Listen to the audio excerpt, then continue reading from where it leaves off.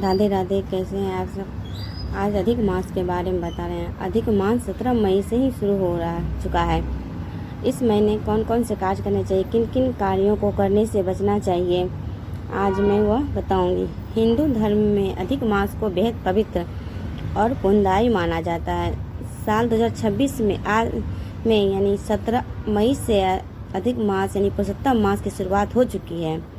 वहीं इस मास का अंत 15 जून को होगा। धार्मिक मान्यताओं के अनुसार यह महीना भगवान विष्णु को समर्पित होता है, इसलिए इसे पुरुषोत्तम मास भी कहा जाता है। इस पूरे महीने में पूजा पाठ, दान पुण्य, जप तप और धार्मिक कार्यों का विशेष महत्व बताया गया है।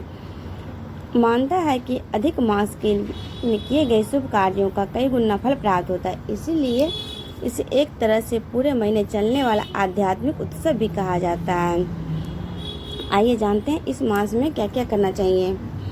तो हिंदू पंचांग में चंद्रमा और सूरज की गणना पर आधारित होता है।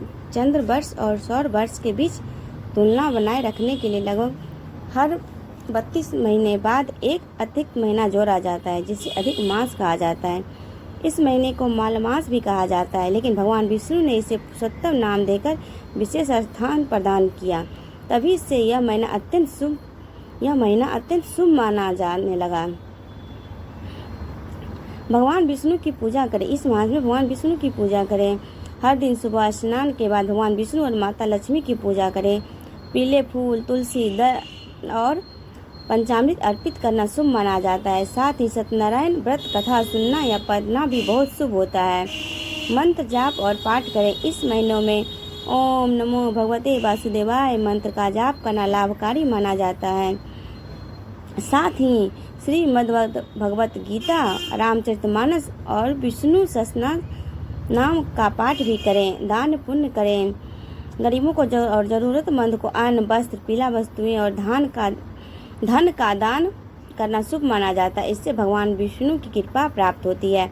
सात्विक जीवन अपनाएं।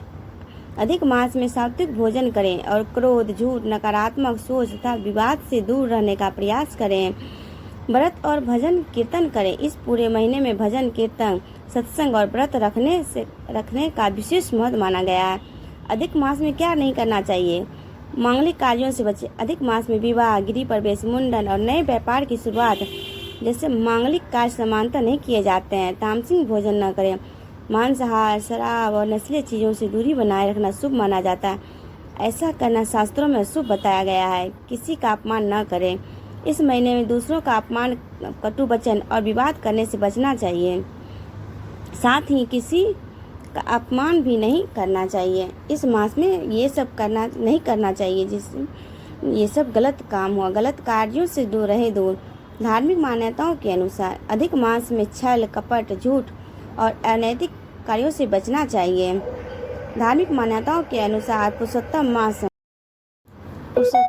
में करें ये विशेष उपाय। अगर आप जीवन में सुख, समृद्धि और मानसिक शांति चाहते हैं तो अधिक मास में हर गुरुवार भगवान विष्णु को पीले फूल और चने की दाल अर्पित करें।